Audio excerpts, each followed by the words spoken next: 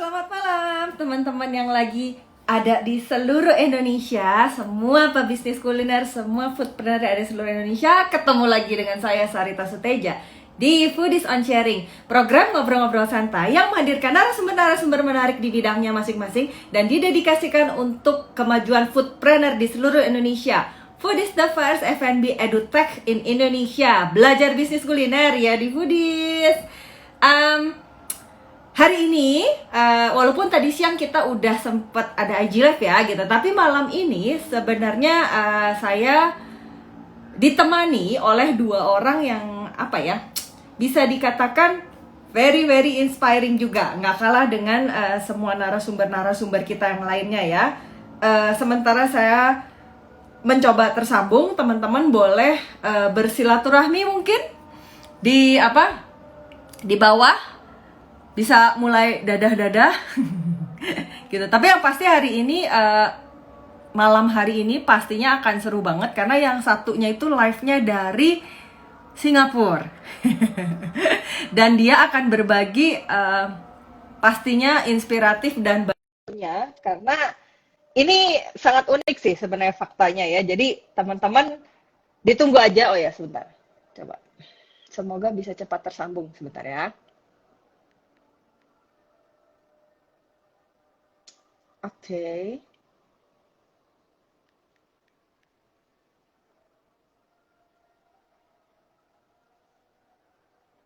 Ya.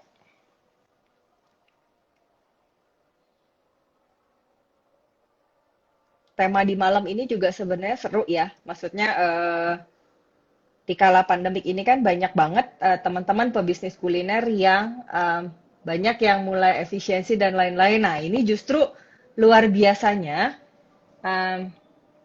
pengusaha kuliner yang satu ini malahan semakin ekspansi. Jadi harusnya ini akan menjadi sangat menarik banget, seru banget untuk kita bahas di sini dan kita minta orangnya cerita kayaknya sama kita ya. Oke, kayaknya unable to join. Sebentar, saya ulang lagi coba.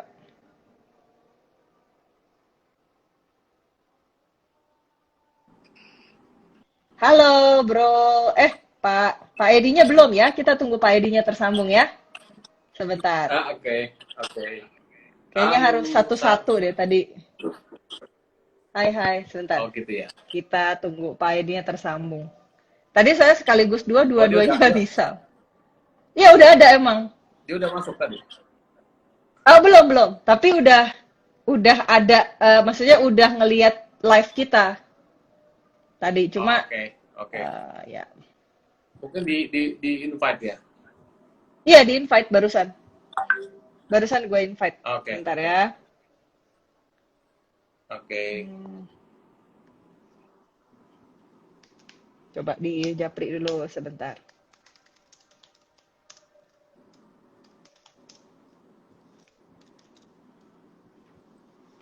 Coba kita lihat lagi.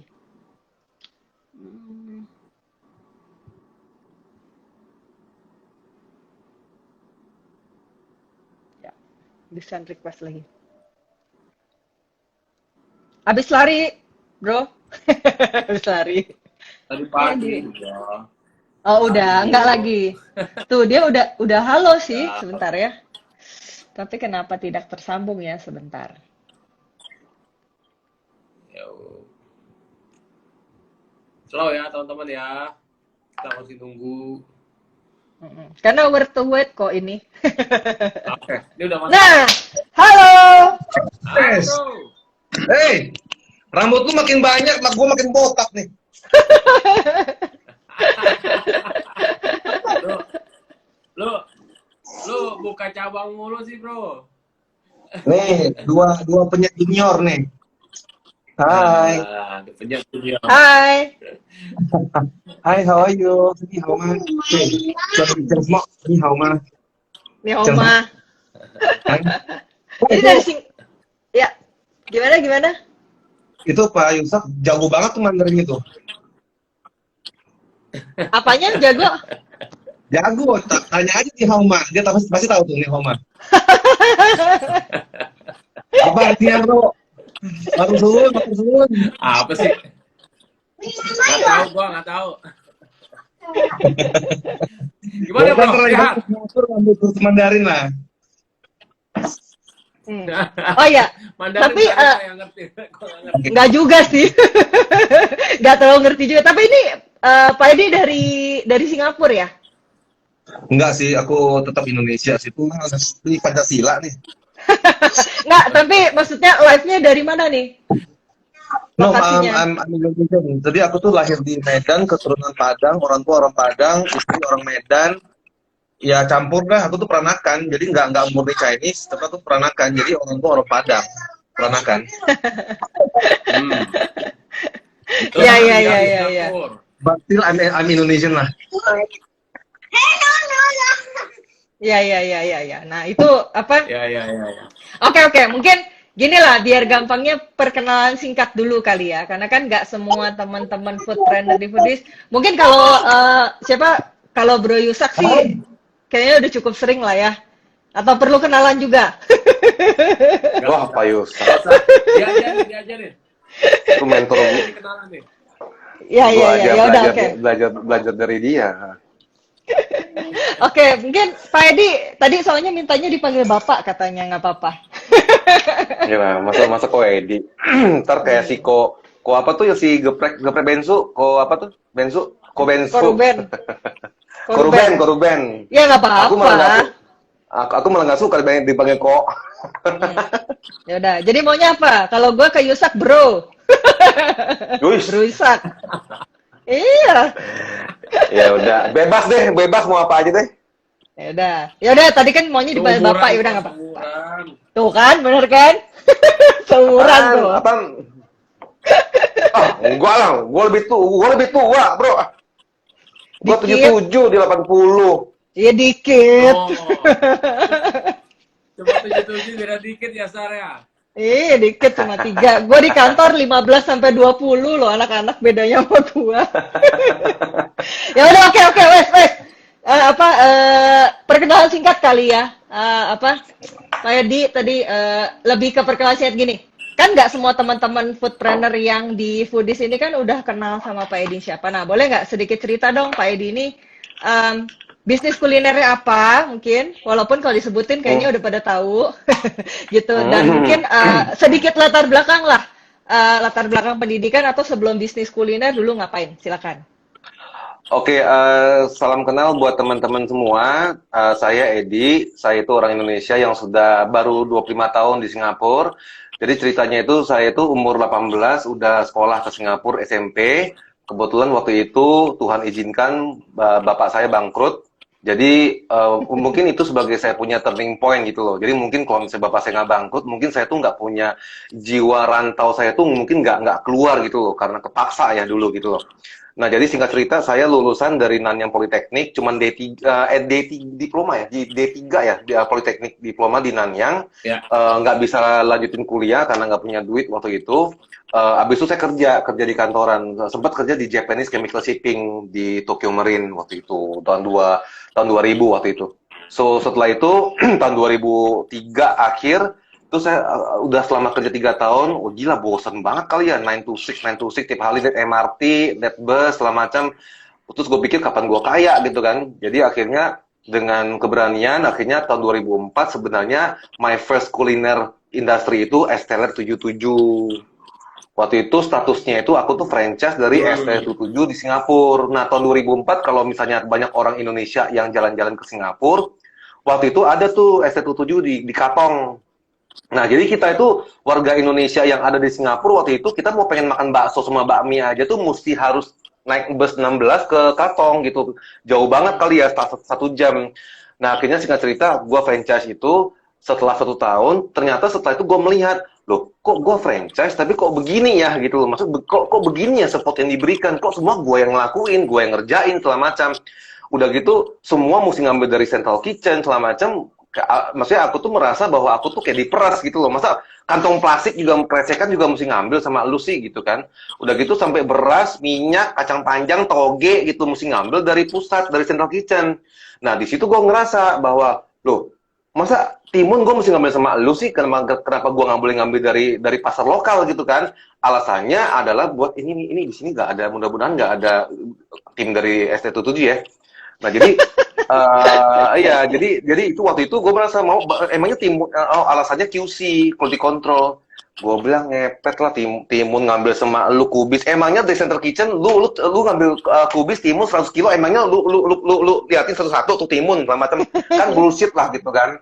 Gitu. Nah, akibatnya kan karena semua mesti ngambil dari Central Kitchen, otomatis food cost kita kan naik dong sampai 52%, kan gila lu 52%. Untung dari mana gitu loh.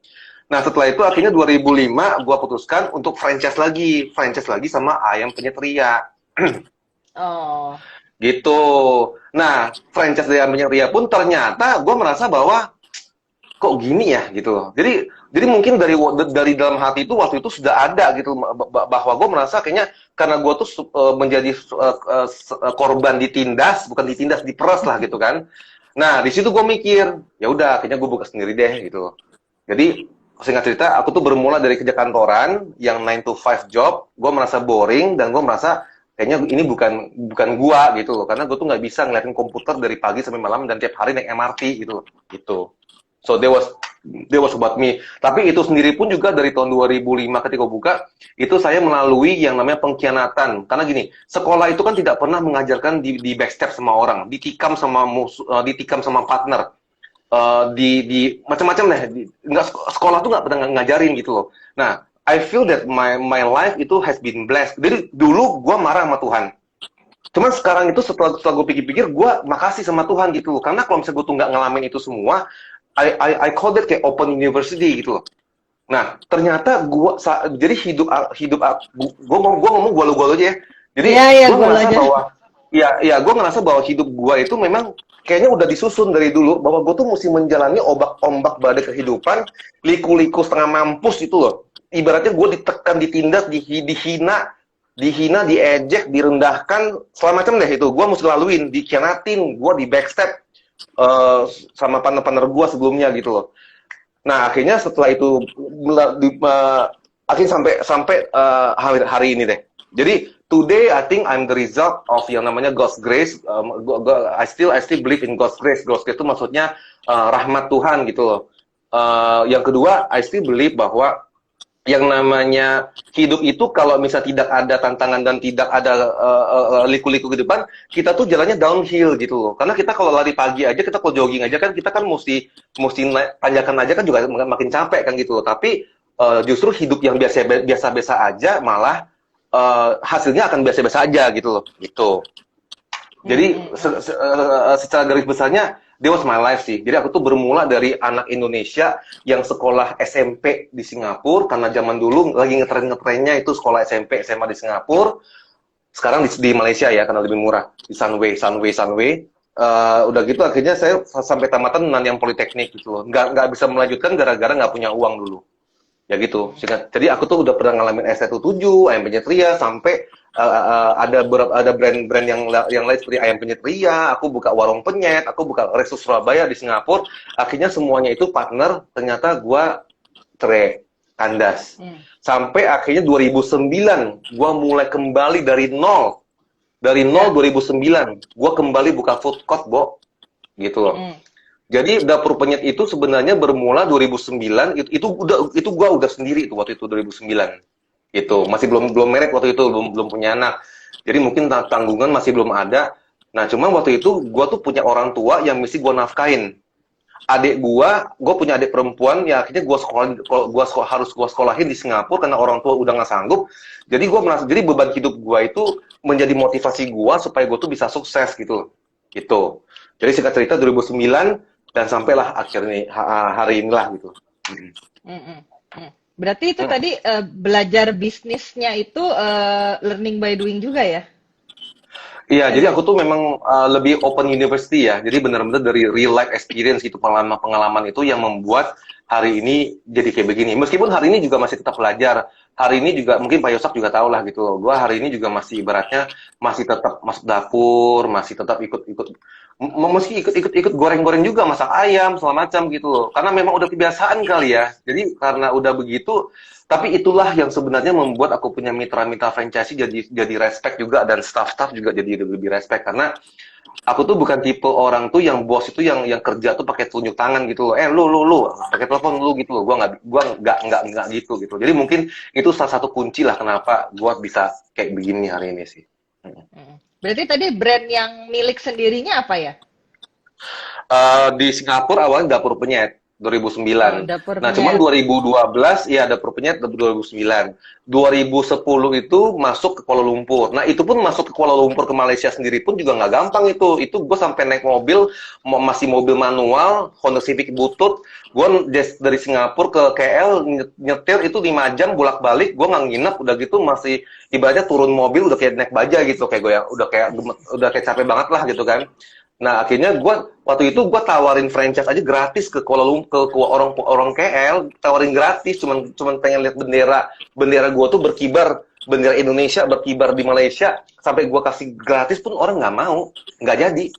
Jadi intinya tuh ibaratnya kalau misalnya kita tuh masih belum siap dan bukan waktunya Tuhan, itu memang nggak akan bisa. Kita paksain gimana pun juga nggak bisa. Udah gitu akhirnya 2010 buka lah. Nah, udah gitu 2012 masuk ke Jakarta. Nah, waktu itu teman-teman sekolah gue namanya si Pak Valen. Nah, Pak Valen itu teman sekolah gue dulu di Singapura. Dia tinggal Jakarta, dia bilang, waktu itu kan zaman Friendster. Nah, Friendster. Jadi waktu itu di Friendster itu teman gue ini melihat, jadi buka ayam penyet Singapura macam.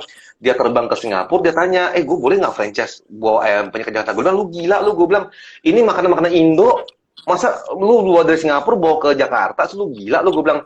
Terus jawabannya duit gue yang kan duit gue lagian juga kita mulainya juga food court aja deh di Roxy di ITC Roxy Mas ya, food court waktu itu. Nah setelah itu akhirnya ya udah deh gitu buka boom gitu, dari situ mulai 2012 di Jakarta pertama kali 2012 di food court di Roxy Mas. Setelah Berarti itu barusan boom. Iya. Gimana terusin? Iya, jadi food court pertama. Setelah itu akhirnya dia teman-teman sendiri tuh yang buka tuh gitu loh. Dan kebetulan itu pas di sebelah KFC lagi. Di Roxy Mas ada KFC, sistem konsep fast food, malah akhirnya antrian kita malah lebih ini gitu. Mungkin karena waktu itu orang lihat ini ayam penyet tapi kok Singapura ya gitu. Nah, di situ orang udah gitu dan kebetulan kan waktu itu di Singapura teman-teman artis banyak ya yang ke Singapura liburan, itu mereka tuh pasti makan tempat gua gitu loh. Jadi kan foto-foto mereka gua pasang tuh Afgan lah, Rosa lah, Pasha Ungu lah, Ariel lah. Pasang gitu loh. Jadi di situ mulai ibaratnya warga atau customer Jakarta cobain,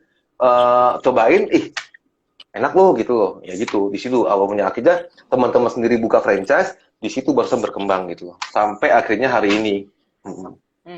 Berarti ini menarik ya. Justru awalnya mulainya dari Singapura dulu ya, baru ekspansinya ke KL Malaysia, baru masuk ke Jakarta ya.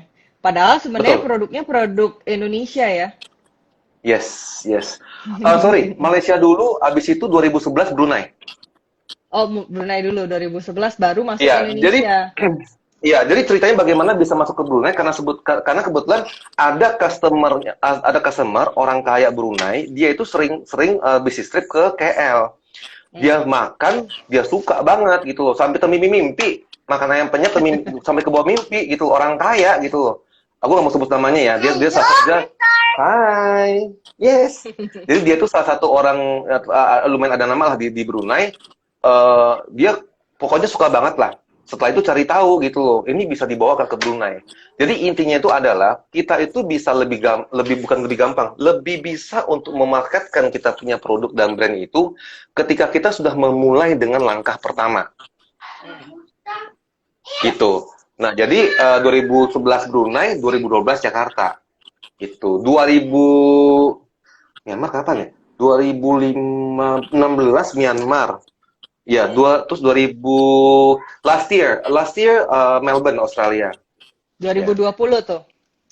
2020 itu 2019 kayaknya. Udah lupa gua 2019 2020 deh. Akhirnya Melbourne gitu loh. Itu. Oke, nah itu disingkatkan udah. Apa? Ya banyak ya, banyak panjang. Saya dari 2009 soalnya kan. Iya, Nah, iya. Kalau Cuman sempat sekarang dari gini, ya.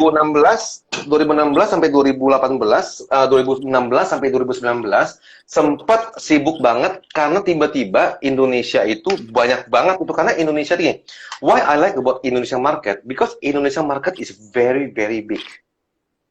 So you guys are blessed. You guys are not lucky ya. You guys are blessed that Indonesia is a very very big market. Just like China, you know China is very big. In Southeast Asia, Indonesia is also very big. Malaysia comes second. Nah, jadi sebenarnya you guys are blessed gitu loh. So ketika itu saya melihat pangsa market di Indonesia itu sangat sangat besar karena begitu banyak ibu kota, begitu banyak kota-kota di Indonesia yang bisa untuk dipenetrasi. Nah, akhirnya di situ aku pikir, ih kenapa gua nggak hajar Indonesia ya gitu loh. Ibaratnya I'm Indonesian, udah gitu gue pikir gue maulah masuk ke Indonesia gitu loh. Di situ. Nah, jadi sempat 3 tahun tuh tiba-tiba gedebak-gedebuk tuh. Wah, itu sampai benar-benar sampai penyetur. Ibaratnya kalau ketemu sama Ariel pun Amin Ariel is my friend ya. Itu sampai si Ariel sendiri juga bilang gitu, gua Noah Tour, gua Peter Pan Tour, lu penyetur gitu. Gitu. Benar. Ya, oke. Oke, so that's it. That's the big story gitu. Kalau sekarang ditanya nih ya, sebenarnya jadi sekarang ada berapa cabang ya? Hafal nggak? Yang aktif sama jadi untuk saat COVID begini sebenarnya ada juga beberapa yang inaktif. Jadi inaktif itu sementara temporary close dikarenakan di Indonesia. Nah, this is one thing that I need to talk about Indonesia. Ya. Indonesia itu peraturan tuh nggak jelas. I have to admit this. Okay, we have rule law di Indonesia tuh yang malah di setiap pemda itu juga berbeda-beda. Ketentuan di Papua contohnya di Papua cabang kita itu hanya dibolehkan buka sampai jam 8. Udah gitu di beberapa kota juga hanya boleh sampai jam 7. Ada beberapa kota yang freestyle. Anything you can do it's like nothing happen. It's like there's no COVID. So this makes jadi ini tuh yang membuat ibaratnya akhirnya bahwa ada beberapa cabang tuh di Indonesia itu yang buka ada tuh yang beberapa harus temporary close. Jadi kalau misalnya digabungkan antara aktif sama inaktif di 5 negara 134. Di 5 negara 134. Termasuk itu yang ya termasuk yang di Singapura. Ya, itu yang digabungin aktif dan non-aktif ya? Iya. Oke. Nah, tadi kan sempat diceritain juga ya 2019 sampai 2020 ya nggak salah itu kan buka di Australia. Sama 2020 awal itu di Australia ya. 2020 awal. Nah, tapi kan 2020 itu kan permulaannya pandemic COVID ya. Oh no, sorry. Berarti 2019. Yes, you're right. 2019. Jadi kira-kira beberapa bulan setelah buka di Melbourne, akhirnya kena COVID gitu loh. So, so that's happened. Ya, 2019. 2019. Tapi waktu 2020 itu tetap buka, tetap ada pembukaan cabang atau berhenti seluruhnya? Oke. This one is a bit story ya. Jadi gini, situasi COVID di luar negeri dibandingkan sama situasi COVID di Indonesia, sebenarnya I would say serupa tapi tak sama. Kebijakan daripada pemerintah di luar negeri. Inilah bedanya antara developing country sama developed country sama developing country. Jadi ini topiknya kemana nih ya? Ya mungkin jadi kalau di Indonesia gimana? Mungkin bandingan antara di Indonesia gimana sama Australia gimana deh?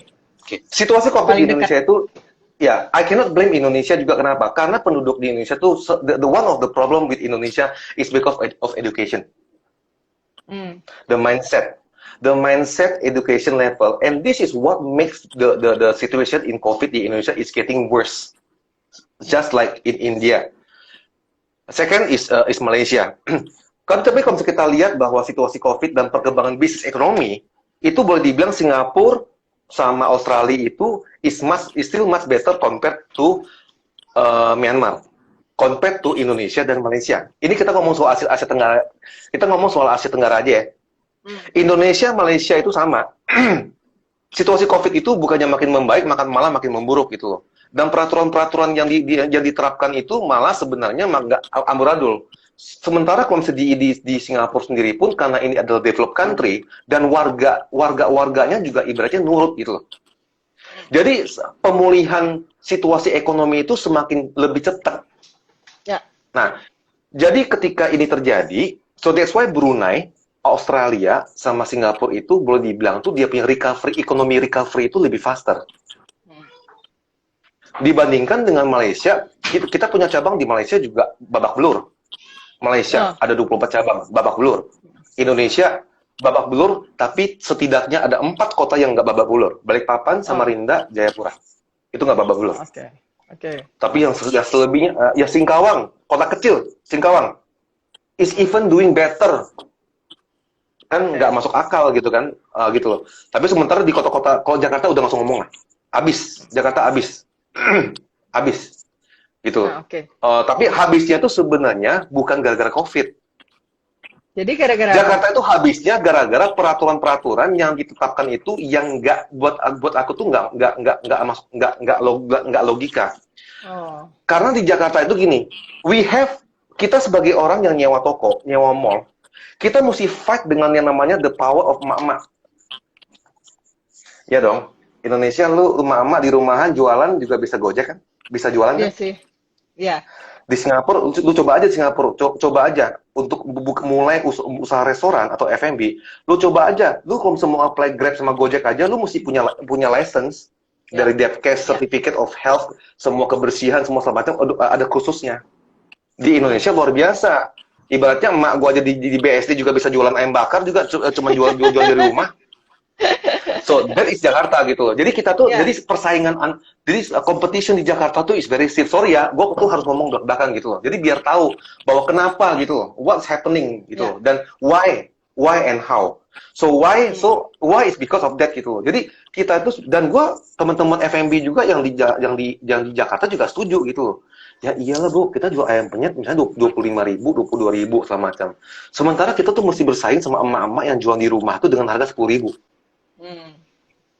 Sebelum Gojek boom, udah itu sempat ada geprek bensu. Geprek bensu tiba-tiba boom masuk ayam geprek bensu. Dia jual dengan harga berapa? 12.000. Matilah kita.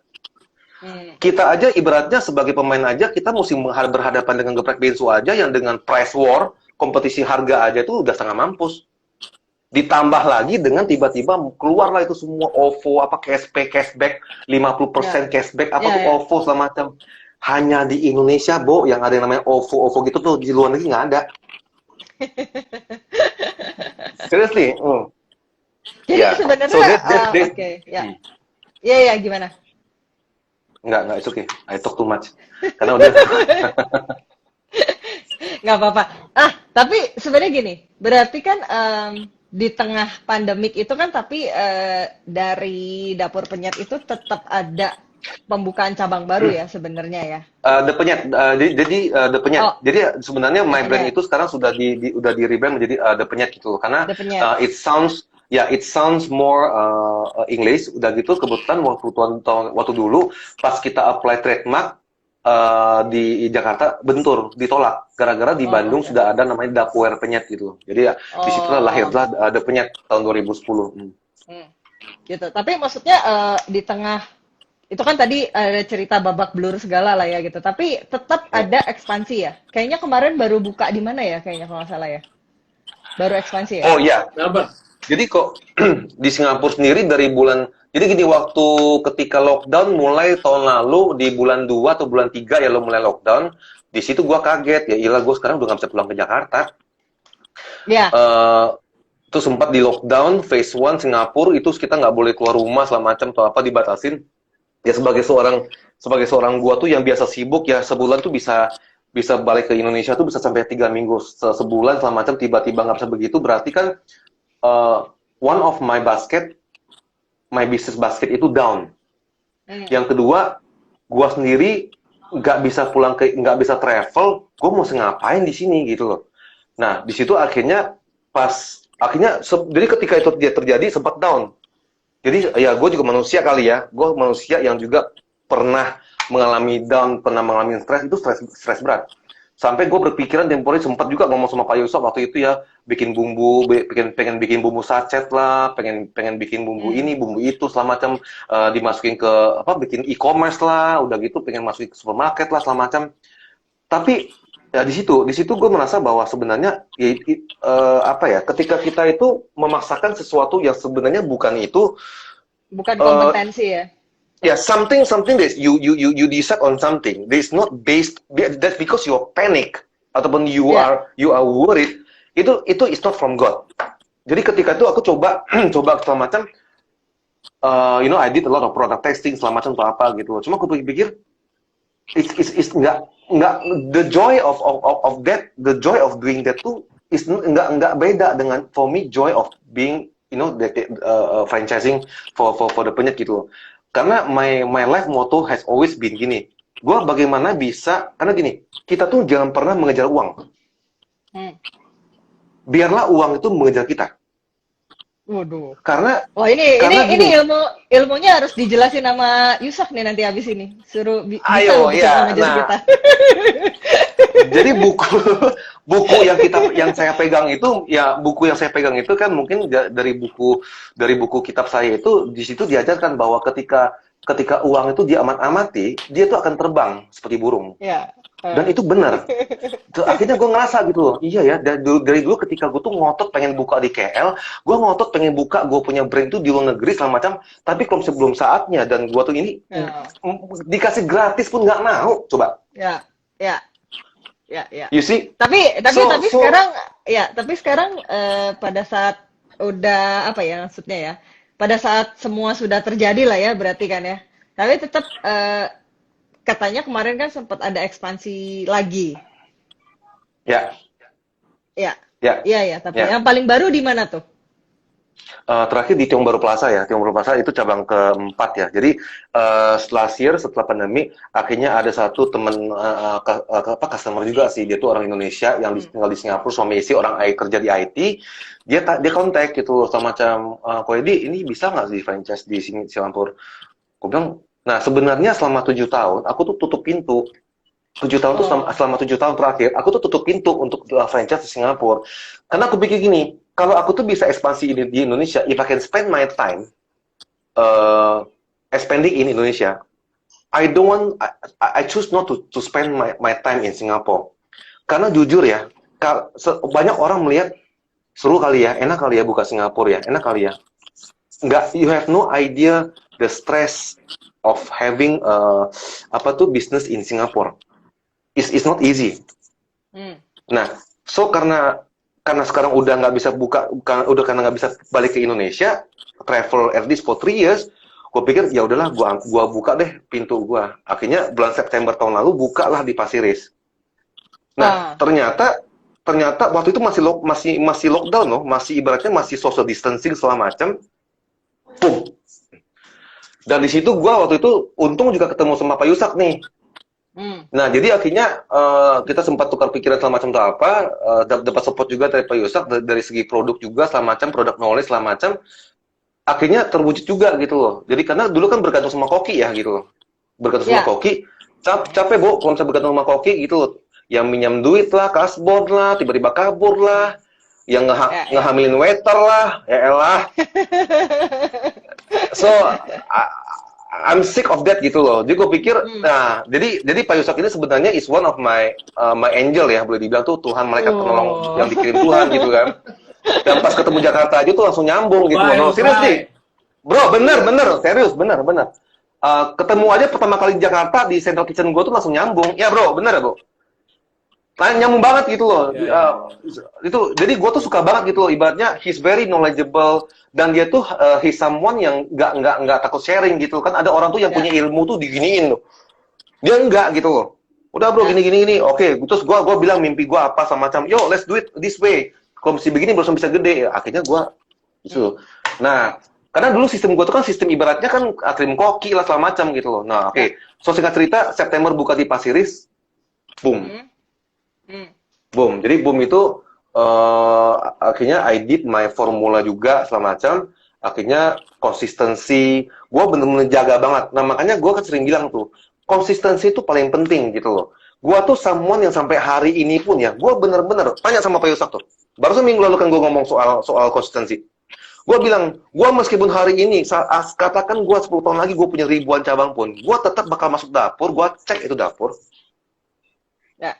Gitu, karena awal dari kehancuran adalah kesombongan. Ya. Itu dipegang penuh. Kesombongan itu bukan berarti sok kaya ya. Kesombongan tuh ketika kita tuh merasa bahwa kita udah hebat, bahwa kita tuh, saya tuh sudah 20 tahun di sini. Kamu tuh siapa ngajarin aku?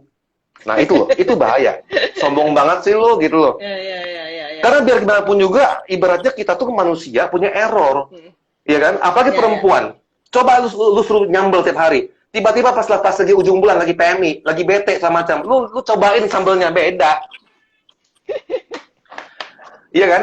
Nah, jadi akhirnya so itulah sudah September buka, boom.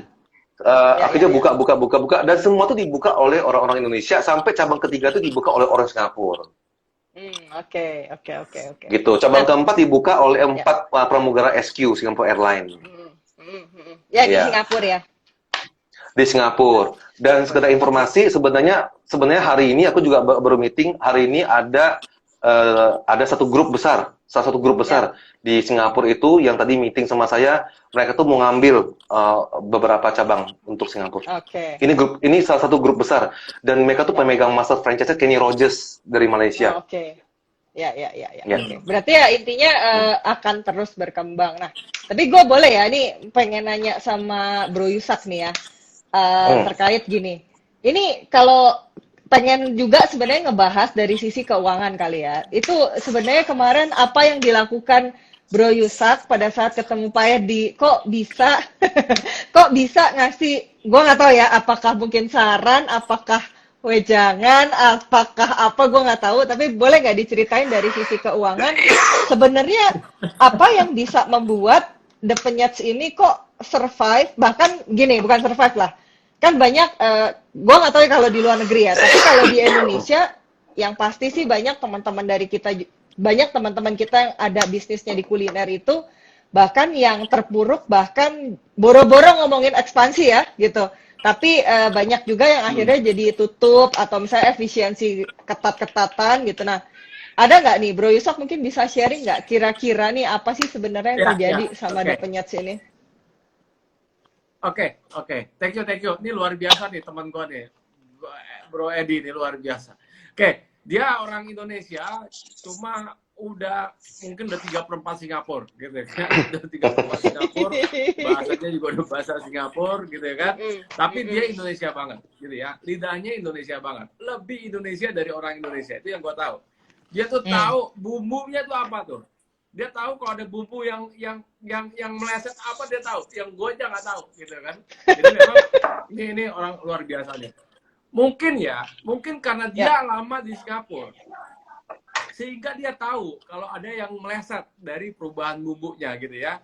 Mungkin orang Indonesia malah nggak sadar gitu ya, karena tiap hari makanannya itu gitu ya. Jadi kalau dia mungkin lama di Singapura, kalau ada misalkan bumbu ayam yang meleset, dia tahu tuh kurang ini, kurang itu segala macam. Itu luar biasanya dari Bro Edi ini. Yang kedua, kalau ditanya pada saat pandemi kenapa The Penyets bisa bertahan dan malah ekspansi? Sebenarnya jawabannya bukan soal masalah keuangan menurut saya, tapi fighting spirit ya. Ini orang gila, makanya saya bilang tadi ini orang gila, ini orang sadis. Sementara yang lainnya itu lagi pada tengkurap, dia ekspansi terus. Tapi bukan berarti dia juga nggak pernah mengalami masa-masa sulit di pandemi. Pasti pernah. Tapi yang saya lihat, perhatikan adalah dia nggak pernah kehabisan akal aja.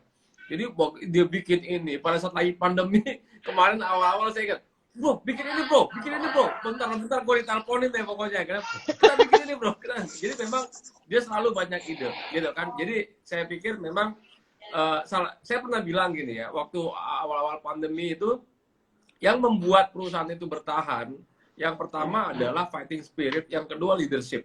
Jadi bukan soal masalah keuangan. Keuangan itu masalah teknikal, tapi ujung-ujungnya yang membuat orang nyerah dan segala macam, ujung-ujungnya memang fighting spirit. Nah, jadi memang The Penyets ini yang saya tahu tuh dari awal memang komitmennya tinggi gitu kan, dan ini yang saya lihat, makanya begitu udah penyet tau buka cabang di Melbourne, buka cabang di Singapura. Jadi by the way gini, Char. By the way, gue produksi untuk The Penyet dan kita kirim ke Singapura, kita kirim segala macam lah gitu kan. Jadi gue sangat yakin gitu ya, bisnisnya berkembang. Kenapa? Karena gue lihat dari orderannya The Penyet ke Selasa Food, ketahuan lah gitu kan, itu bisnisnya berkembang. Nah ini artinya gini, ini bukan cuma sekedar, kan ada orang ngomong kayak gini ya, ada orang ngomong kayak gini, wah dia ekspansi supaya ini tuh, supaya kelihatan bagus, padahal nggak bagus. Itu salah. Ya, karena kelihatan ini repeat ordernya bahan baku The Penyet ke Selasa Food itu tinggi terus setiap bulan. Gitu. Artinya kita bisa lihat di sini, oh ternyata strategi The Penyet untuk menghadapi pandemi ini cukup berhasil sih kalau lihat ya. Itu mungkin tapi maksudnya berarti strateginya lebih ke inovasi mungkin ya, atau apa nih untuk menghadapinya? Emang ya The Penyet cukup kreatif ya, itu kunci ya, inovasi pada saat pandemi, kreativitas ya, short term strategi sama ini dijalanin gitu kan. Pernah dia juga mau jualan online, masalah dia kesel sama ibu-ibu, emak-emak itu emang udah lama dia ngomong gitu kan. Dan gitu. Jadi konsistensinya. Nah, yang kedua rumusnya tuh The Penyet itu adalah dia konsisten soal taste. Taste ini betul-betul dijaga banget. Itu yang orang dapur gue juga pusing deh kalau udah ngadepin ownernya The Penyet ini gitu. Karena kalau tes rasanya meleset dikit, yang turun itu ownernya gitu. Bukan manajernya, ownernya tuh turun. Gitu. Nah, gitu sih. Nah, jadi kalau strategi keuangannya ya gue pikir cukup oke ya. Dulu dia sempat menutup pintu untuk franchisee lagi gitu kan.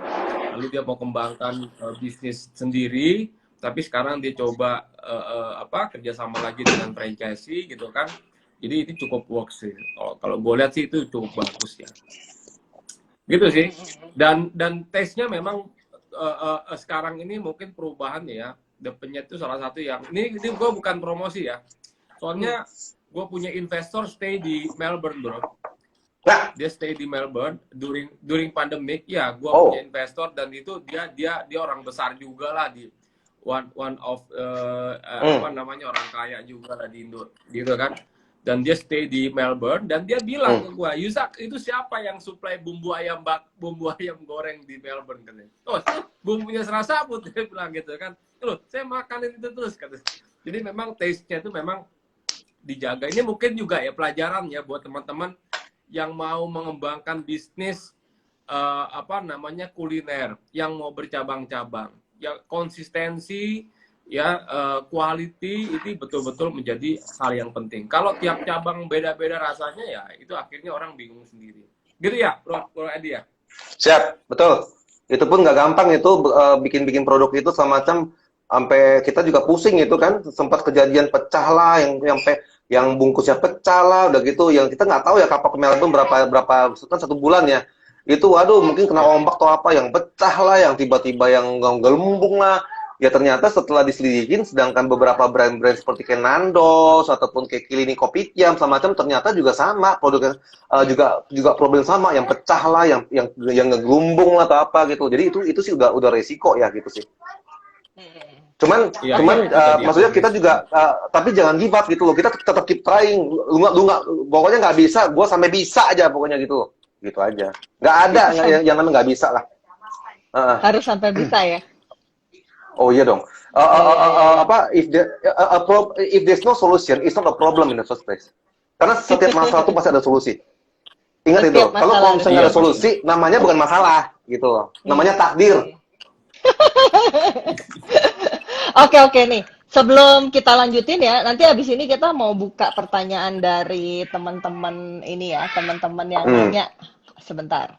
Nah, aku buka dulu ininya komennya. Nah, sama aku mau ngasih info tentang kelas foodies dulu, nggak apa-apa ya, sebentar aja gitu. Jadi buat teman-teman mungkin yang udah pada kenal Bro Yusak juga gitu. Jadi gue mau ngasih info mengenai Foodies 2 months program, yaitu ada program selama periode 2 bulan mengenai keuangan bisnis kuliner.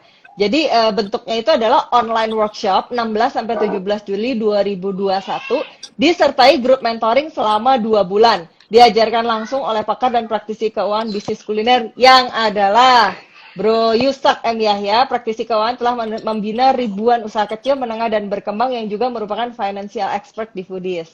Nah, daftarnya kemana? Daftarnya itu bisa ke bit.ly/2mp keuangan strip S. Itu ada di situ, udah gue pin. Atau bisa juga langsung nanya-nanya ke WA-nya CS Foodies di 082 12777 8018. Tuh, udah di pin ya sama saya ya gitu. Jadi 3 hari terakhir early bird promo. Jadi early birdnya itu masih ada 3 hari lagi, tapi mendingan langsung sekarang aja. Karena nanti kalau misalnya ketinggalan, nanti nggak kebagian early birdnya. Jadi jangan lupa ke 082 12 777 8018. Jadi nanti bisa langsung klik di link situ. Oke, nah itu kayaknya udah ada yang berhalo-halo ya. Hopeng loh katanya. Hopeng Aing katanya. Itu orang terkenal itu si Frank Hutapea. Tahu dong Hutapea, siapa Hutapea? Katanya dari tadi juga nulis itu. sih di kolom di kolom Q&A ada sih katanya. Udah kenal Koko Edi dari zaman restonya baru 1. Bos Aing katanya. Itu si teman-teman tuh si Frank Hutapea. Si Frank lah, anaknya Bang Hotman. Anaknya. Oke nih, ini ada yang nanya ya sebenarnya ya. Aku coba bacain ya. Izin mau nanya ke Ko Edi katanya. Apa yang Ko Edi harapkan atau proyeksikan bisnis F&B khususnya chain The Penyets di 5 tahun ke depan? Why you want to ask about that? Wah, nggak tahu. Ini yang nanya dari teman-teman yang nonton sih. Mungkin ini kali ya, sebenarnya kan udah aku gede. tuh ya soalnya gini, Ya, kalau ya. aku tuh gini, dulu kan orang sering bilang bahwa kita mesti coba bikin visi 3 tahun ke depan, 5 tahun ke depan.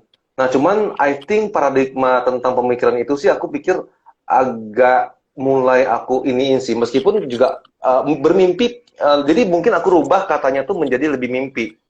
Kalau mimpi untuk 5 tahun ke depan, kalau boleh dibilang masih tetap sama, konsisten dengan mimpi saya dulu. Jadi dulu itu ketika saya itu ke luar negeri jalan-jalan pun saya pasti bawa itu satu name card yang ada logo The Penyet itu. Gue pasti apakah gue ke Hollywood kayak, gue ke San Francisco kayak, gue ke Las Vegas kayak, gue ke Vancouver kayak, gue ke London aja. Itu gue tetap pasti gue foto. Nah, jadi gue tuh selalu gini, gue doa satu hari The Penyet pasti buka di London.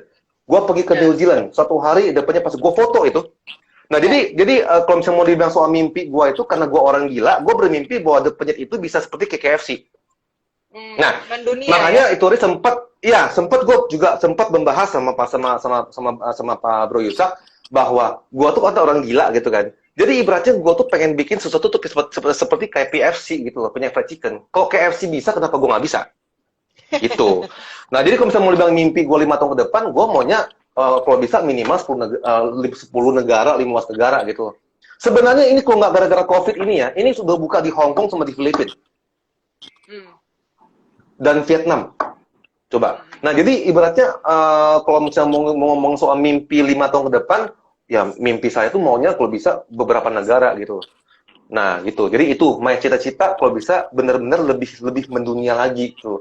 Sebenarnya bukan masalah bangganya bisa membawa Indonesia, kuliner Indonesia ke mancanegara segala macam. Sebenarnya gini, gue ngerasa gini ya. Musuh terbesar kita. Musuh terbesar kita tuh bukan siapa-siapa, kita. Kalau kita tuh bisa ngatasin diri kita sendiri, itu lu bisa no problem gitu loh. Jadi gue tuh nggak mau membatasi bahwa gini, musuh gue tuh gue.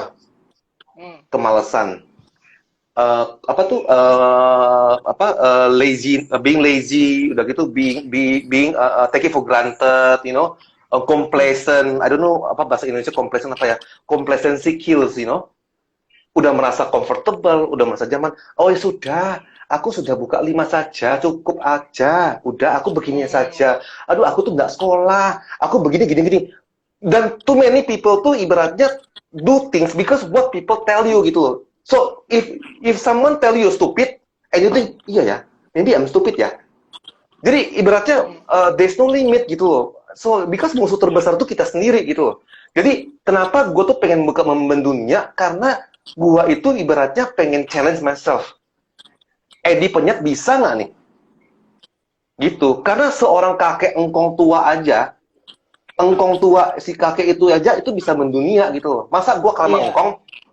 Siapa? Tahu dong engkong siapa? Kolonel. Iya dong. Iya, malah lu bayangin umur 59 tahun, Bu, gedor-gedor pintu orang. Door to door, ya. Maybe jangankan ini. Sekarang aja lu suruh gua 45, nih gua 45, lu suruh gua gedor-gedor pintu untuk nawarin resep gua aja belum tentu mau loh. Dan belum tentu kuat. Iya, Bro ya.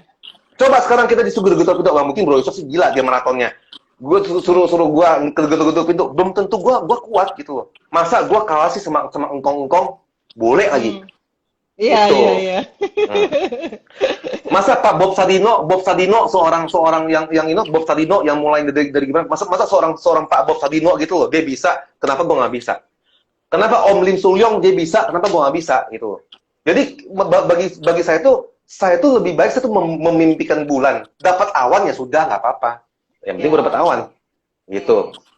Daripada ya, so my goal 5 tahun, ya 5 tahun gua mau buka di banyak negara. Itu cita-cita gua, mimpi gua lah.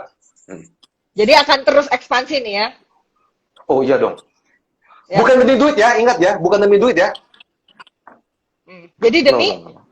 Jadi demi apa? mimpi.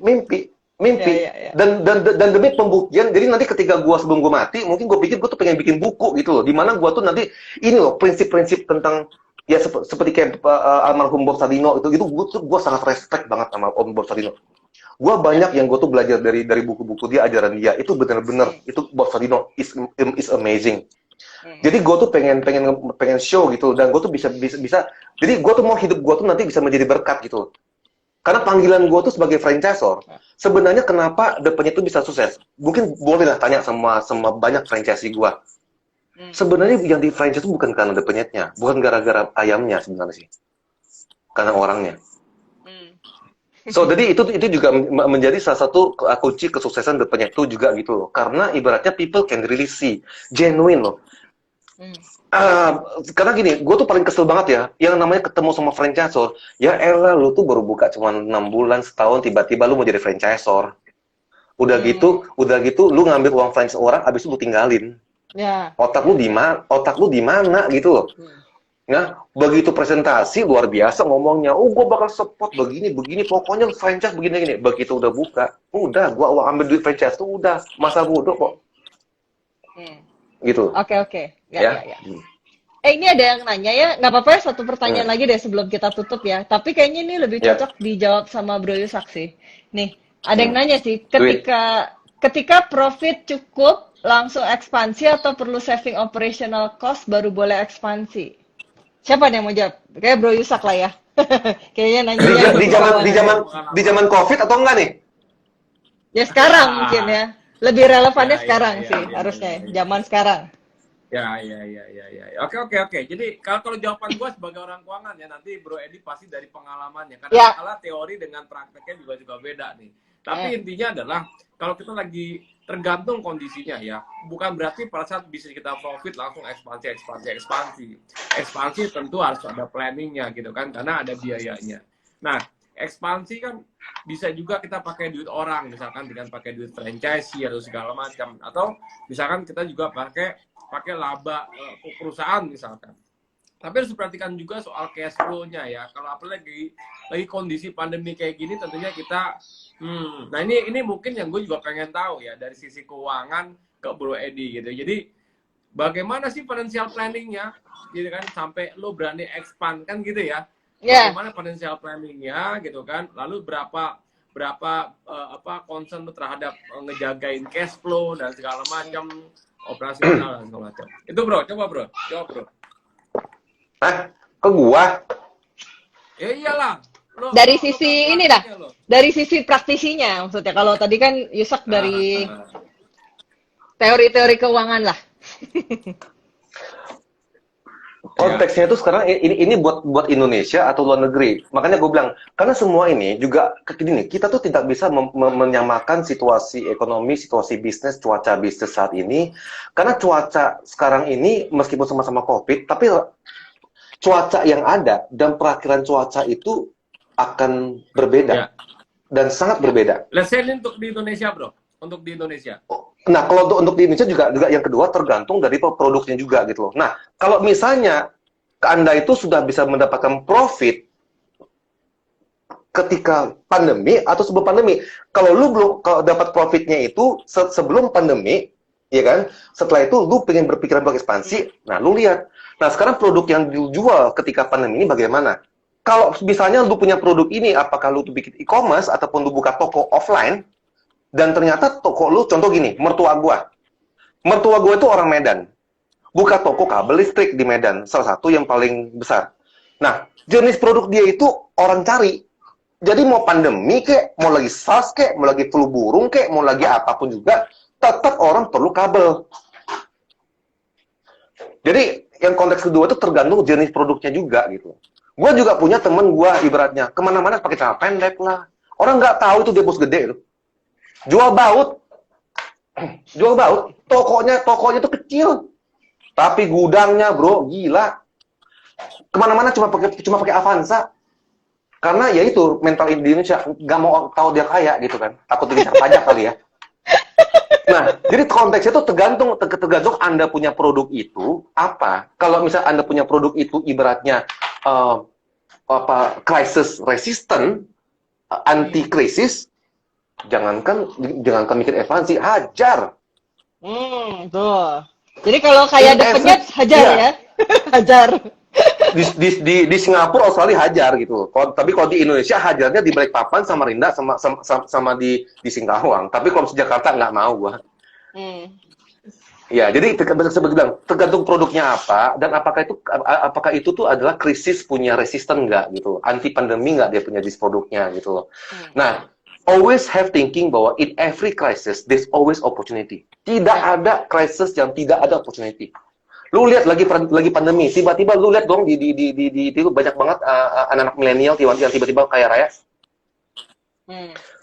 It doesn't make sense lah, lagi pandemi tiba-tiba si siapa gue aja nggak tahu sekarang artis di Indonesia yang youtuber, blogger segala macam tiba-tiba punya pesawat jet pribadi lah segala macam atau apa gitu, banyak tiba-tiba bermunculan tiba-tiba Tokopedia segala macam ataupun apa tuh yang kopi janji nyawa janji jiwa atau apa segala macam tiba-tiba dibeli sama company India yang beberapa juta dolar segala macam. It doesn't make sense, tapi ya there are people getting rich tapi there are people getting poor. Ya. Nah, oke. Bro Ishak mau nyobain mungkin senyum-senyum aja deh tadi. Enggak. Dia pusing gue gila. Ini agak-agak unik ya, agak temen gue ini. Tapi gila. Sorry bro, gue praktek. Iya. Dia abang orangnya, dia analisanya bagus, ngotot gitu kan, tapi memang dangerous. Kadang-kala strategi keuangannya ya. Nah, pertanyaan gue gini bro, mungkin bro ke lu bro. Ya. Pesan lu untuk brand lokal, untuk orang-orang atau orang Indonesia yang lagi kan banyak nih pebisnis kuliner yang ngebangun gitu kan. Lalu mungkin mereka pengen tahu nih, pengen dapetin inspirasi. Ya. Mungkin nggak sih one day mereka itu bisa juga buka di luar negeri gitu? Bukan bisa bro, sangat bisa. Karena gini, sebenarnya The Penyet itu hari ini bisa begini. Sebenarnya bukan gara-gara gua pintar juga sih. Bukan gara-gara itu juga iya selama macam apa ataupun kerja keras ataupun God's grace kita doa selama macam apa. Tapi sebenarnya karena gua tuh sudah melalui SARS, gua udah melalui flu burung, bro. Gua sudah melalui krisis-krisis yang sudah pernah terjadi. Gua udah pernah mengalami krisis moneter dunia selama macam Wall Street crash. Jadi ketika itu di situ gua berpikiran bahwa gila men ya, ternyata gue tuh mesti diversifikasi. Nah, orang sering menganggap enteng yang namanya janganlah taruh semua telur di dalam satu keranjang. makanya gue mencoba untuk menaruh telur-telur ayam gue itu di beberapa negara. Karena kondisi situasi ekonomi juga di setiap negara itu beda-beda. Apalagi orang-orangnya punya demographic behavior. Apalagi edukasinya. Jadi, karena makanya gue tuh berusaha untuk diversifikasi. Untung gue sempat udah diversifikasi. Jadi, nah, ini kita ngomong soal global ya. Yang pertama, sebenarnya ya, dari dulu tuh teman-teman kalau bisa tuh pikirlah untuk diversifikasi. But anyway, it's not too late. Karena Indonesia itu negara yang sangat banyak juga dia punya provinsi. Market itu masih ada. Nah, makanya saya bilang, The.nya sendiri pun bukannya bilang vakum di banyak negara, bukan vakum di banyak kota, tapi ada beberapa kota yang juga dia punya omsetnya masih konsisten sama seperti ketika sebelum pandemi. Ini Indonesia loh ya. Seperti gue bilang, keadaan di Jakarta, Bandung, dibandingkan sama Kalimantan, Sulawesi aja berbeda. Penanggulangan COVID-nya aja, udah gitu pemerintah daerah punya peraturan juga berbeda-beda. Betul? Ya. Betul nggak? Betul. Ada yang mesti tutup jam 7, ada yang boleh buka sampai jam 10, dan lebih parahnya lagi, ada yang bisa dibayar duit. This is crazy, right? You know? I have to be open. So jadi intinya kesempatan untuk teman-teman yang punya brand-brand itu, coba lihat itu. Jadi gak pernah ada telat untuk memulai. Coba dikembangkan dulu di Indonesia, karena Indonesia tuh marketnya besar. Saya aja di luar negeri aja melihat Indonesia tuh market yang besar loh. Ya. Sekarang ini aku lagi break nih di Indonesia. Begitu pandemi udah selesai, gue bakal makin gila nanti untuk gue hajar di Indonesia. Ya. Karena marketnya memang gede, dan tidak hanya dengan The.nya ya, tapi juga ada beberapa produk-produk yang sedang gue kembangkan. Nah, justru ketika COVID begini, gue tuh jadi ada waktu buat gue tuh bisa R&D beberapa produk lain dan brand lain. Itu. Again, diversifikasi.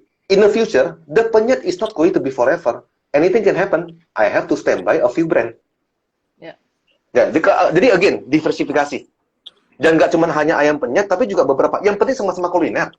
Tapi jenis kulinernya, tolong pilih, jangan pilih jenis itu yang kayak Taiwan snack lah, yang takoyaki lah, yang bubble tea lah, segala macam. Aduh, pilih produk tuh yang staple food lah, yang makanan pokok lah. Nasi, ayam, sambal, tahu, tempe, udah nggak ada lari. Bakso, bakmi. Udah deh, nggak usah yang aneh-aneh deh. Iya, jangan makanan sehari-hari. Dan kalau bisa makan Indonesia lah. Ibaratnya dulu kita dijajah Jepang, oke lah kita makan boleh semacam buat ini kan, tapi masa produk orang yang kita kembangkan gimana sih? Oke. Iya. Oke. Sushi lah, bulgogi lah, apalah itu produk orang luar ya. Buat dinikmatin boleh, dikembangkan dong. Ini Pancasila ini, tetap kok gua. Oke, nah sebelum kita tutup ya, apa? Boleh. One thing. Boleh. I want to ask you. Ya. Lu WNA apa masih WNI atau udah WNA lu? Mana paspor gua? Paspor gua. Indonesia. Mana paspor lu? Indonesia. Paspor gua mana? Mulai paspor gua. Waduh, beneran ya dikeluarin sama dia loh. Beneran, ayo. Iya, kita kembangkan Indonesia. Iya. Maksudnya produk kita itu kan banyak ya. Coba lu perhatiin deh. Udah banyak sekali produk-produk kuliner kita di Indonesia yang makin punah loh. Coba. Anak sekarang, lu tanya nih, papeda, nggak tahu. Bro, tanya anak lu, tau nggak papeda bro? Tanya anak lu, tau nggak papeda? Makanan Papua atau mana? Yang itu kan? Bro aja nggak tahu papeda. Itu yang apa? Yang putih-putih gitu itu. Ya, percaya. Iya. Hijau. Iya. So ya. Jadi gini saran aku buat teman-teman, yang paling penting gini, janganlah menjadi orang miskin. Gini, ini nasihat dari bapak saya. Bapak saya tuh gini, saya tuh barusan posting ketika hari Father's Day ya. Ya. Bapak saya itu kan orang bangkrut ya, ibaratnya. Jadi mungkin bapak saya tuh nggak bisa mewariskan harta, nggak bisa mewariskan deposito, rumah segala macam. Tapi satu yang bapak saya wariskan itu semangat juang. Ya. Banyak nasihat-nasihat beliau tuh yang ibaratnya yang saya tuh dengar sampai sekarang. Ya. Gitu loh. Orang yang termiskin di dunia bukan orang yang tidak punya rumah, bukan tidak punya duit, tapi orang yang patah semangat. Jangan pernah patah semangat. Miskin kamu itu. Nggak punya duit, nggak apa-apa. Saya udah pernah kok nggak punya duit kok. Nggak apa-apa. 50 sen. Lu bayangin anak Indonesia hidup di Singapura dengan uang 50 sen. Udah pernah gue ngalamin kok. 50 sen. Baca itu detik.com. Udah pernah gue. 50 sen. Jangan pernah semangat. Gue pernah kali, gue mau ambil pisau begini. Udah mau gini di kamar, di kos-kosan. Uang gue udah nggak ada itu. Gue di negara orang atau gue mandi di public toilet, men. Di swimming poolnya komplek, gue mandi. Diusir kos-kosan udah pernah. Tapi yang penting jangan patah semangat. Jadi buat anak-anak itu ya juga jangan lebay lah. Jangan kayak mungkin karena keseringan nonton film drakor kali, drama Korea gitu loh. Lebay gitu. Nggak dikasih modal, bapak disalahkan. Udah bapak disalahkan, Tuhan disalahkan. Astagfirullahaladzim, aku dikasih cobaan. Ya elah, cobaan itu bukan datang dari Tuhan. Kamu sendiri yang itu. Tuhan tuh nggak pernah mencobai umatnya kok. Gitu. Oke. Jadi jangan patah semangat ya, gitu. Jangan patah semangat. Pokoknya intinya jangan patah semangat, tetap inovasi. Oke. Yang kedua, apa? Believe in your product. Believe in your product. Believe in your product. Believe in your product. Gini, ayam penyet pernah beberapa kali diremehkan beberapa mall di Indonesia dan di Malaysia. Ketika gue submit proposal gue buka ayam penyet di mall, beberapa mall, gue nggak mau sebut nama di mall. Lu tahu gue dibilang apa? Ayam penyet itu kan makanan pinggiran, Pak. Nggak pantas masuk ke mall. Sorry Pak ya, maaf. Di situ gue bilang, gila lu, ayam penyet gue dibilang makanan pinggiran, nggak berhak masuk mall. Nah, tapi kalau misalnya abis gue dengar begitu, apakah itu membuat gue malu? Itu sama aja kalau tiba-tiba ada orang tiba-tiba bilang, bapak lu miskin ya, bapak lu cuma jual baut ya. Lu nggak tahu yang bapak gue jual baut? Iya, temen gue bapak jual baut, rumahnya di Pik, gila gede. Nah, jadi beli in your product, apapun produk yang lu jual, lu mesti yakin bahwa produk itu bisa help many people and bisa bless people.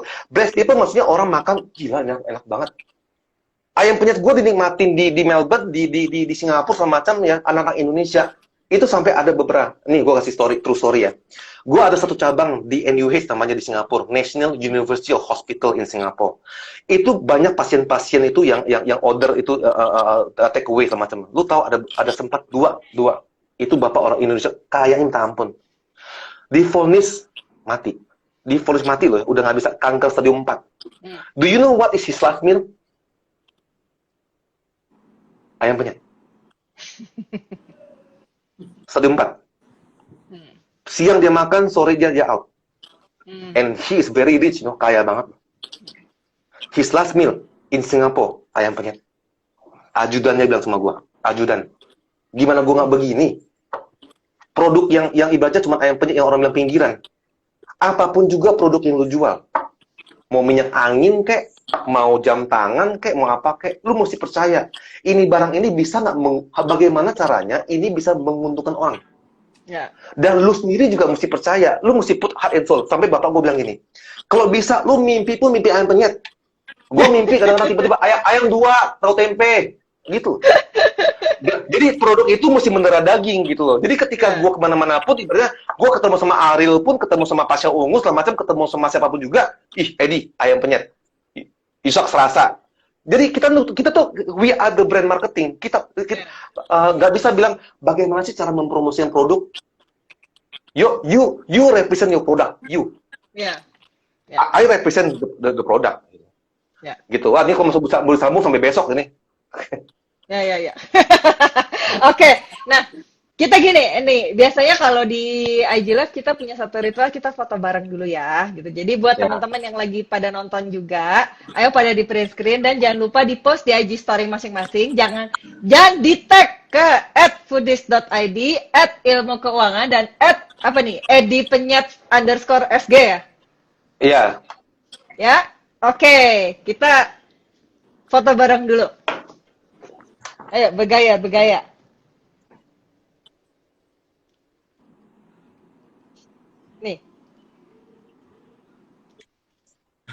Oke. Teman-teman jangan lupa ya di post di IG story masing-masing. Oke. Thank you, bro.